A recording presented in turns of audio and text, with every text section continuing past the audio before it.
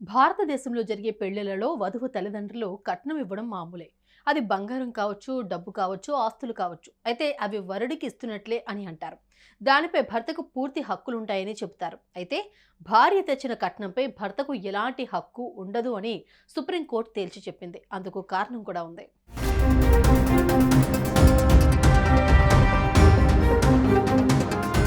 కట్నం తీసుకునేవాడు గాడిద అని కొటేషన్లు రాస్తారు. వాటిని షేర్ చేస్తారు. కానీ అలా చేసిన వారు కట్నం తీసుకోకుండా ఉంటారా అంటే తీసుకుంటారు. ఏమిచ్చినా మీ అమ్మాయికేగా ఉండేది అని చెప్పి మరీ తీసుకుంటారు. అలా వధువు తనతో పాటు తెచ్చుకున్న కట్నాన్ని భర్త తన అవసరాలకో దేనికో దానికి వాడుకుంటూ ఉంటాడు. అలా ఓ ఇల్లాలు తన ఇంటి నుంచి తెచ్చిన స్త్రీ ధనాన్ని భర్త వాడుకున్నాడు అంటూ సుప్రీంకోర్టుకి ఎక్కింది. దీంతో భర్తలకు దిమ్మ తిరిగే తీర్పిచ్చింది కోర్టు.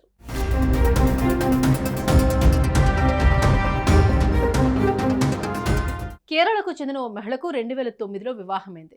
పెళ్లి సమయంలో మహిళ కుటుంబం ఆమెకు 89 బంగారు నాణేలను ఇచ్చింది. భర్తకు 2 లక్షల రూపాయలు అందజేసింది. అయితే పెళ్లైన మరుసటి రోజు భర్త ఆ బంగారాన్ని భార్య దగ్గర నుంచి తీసుకున్నాడు. ఎందుకు తీసుకుంటున్నారు అని ప్రశ్నించగా ఆ బంగారు నాణేలను భద్రంగా ఉంచుతానని నమ్మపలికాడు. కానీ వాటిని అమ్ముకుని సొమ్ము చేసి అప్పులు కట్టుకున్నాడు భర్త. ఈ విషయం తెలిసిన భార్య భర్తను నిలదీయగా నీకు అందులో ఎలాంటి హక్కు లేదని తేల్చి చెప్పాడు. నేను తెచ్చిన బంగారానికి నాకెందుకు హక్కు ఉండదు అంటూ మహిళ కేరళ హైకోర్టులో పిటిషన్ వేయగా చుక్కెదురైంది. తన బంగారాన్ని భర్త, అత్త దుర్వినియోగం చేశారనేందుకు తగిన ఆధారాలు చూపించలేకపోవడంతో ఆమెకు నిరాశ తప్పలేదు. తన స్త్రీధనం పొందేందుకు చివరి ప్రయత్నంగా ఆమె సుప్రీంకోర్టును ఆశ్రయించింది. ఈ కేసులో తాజాగా కోర్టు తీర్పు వెలువరించింది. 2009లో 89 బంగారు నాణాల రేటు 8.90 లక్షల రూపాయలు ఉండేది.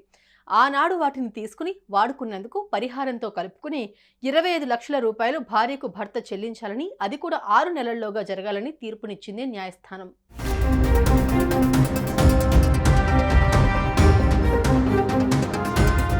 ఇంటి నుంచి మహిళ తెచ్చే కట్నంపై ఆమెకు మాత్రమే హక్కు ఉంటుంది. ఒకవేళ భర్త ఆ డబ్బులు లేదా బంగారాన్ని వాడుకున్నా మళ్ళీ వాటిని ఆమెకు తిరిగి ఇచ్చేయాల్సిందే.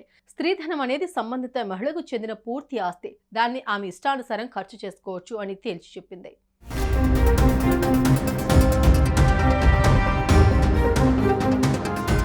ఈ తీర్పుపై ఇప్పుడు సర్వత్రా చర్చ జరుగుతోంది. భర్తలు కాస్త తలలు పట్టుకుంటున్నారు.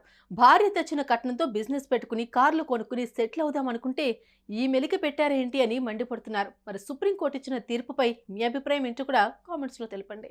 సుమన్ టీవీలో మీ పర్సనల్ అండ్ బిజినెస్ ప్రమోషన్స్ కోసం కింది నెంబర్కి కాంటాక్ట్ చేయండి.